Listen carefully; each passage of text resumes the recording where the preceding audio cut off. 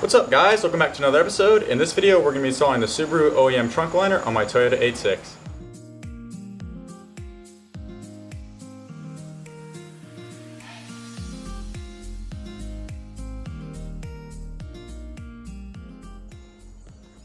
The Scion FRS and Toyota 86 didn't come with this trunk liner, but the Subaru BRZ did, which was actually just a factory option already installed on the car. So what we're going to do is go ahead and put this factory part from the BRZ on our 86. With your stock trunk, you'll actually have pre-drilled holes for the mounting spots.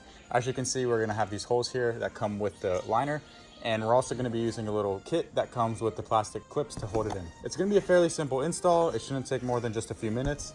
So I'm going to go ahead and show you guys how to do it, and we'll be back. So when you open up the trunk, you'll actually see that we have these holes pre-drilled for the car because this is the same trunk off of the Subaru BRZ, but they actually carried it over for the FRS and 86, even though they didn't give us the same trunk liner.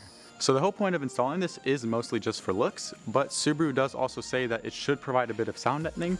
I don't know if this is necessarily true because it's so thin and it's not necessarily that big of a part. Now that it's installed, you can actually see just how much nicer it does look. It's very subtle, but I feel like every FRS and 86 owner should do this since the BRZ did come with it, but our cars didn't. And in the end, it's the details that matter and really bring the car together. If you enjoyed the video and want to see more just like it, go ahead and like, comment, and subscribe, and we'll see you on the next one.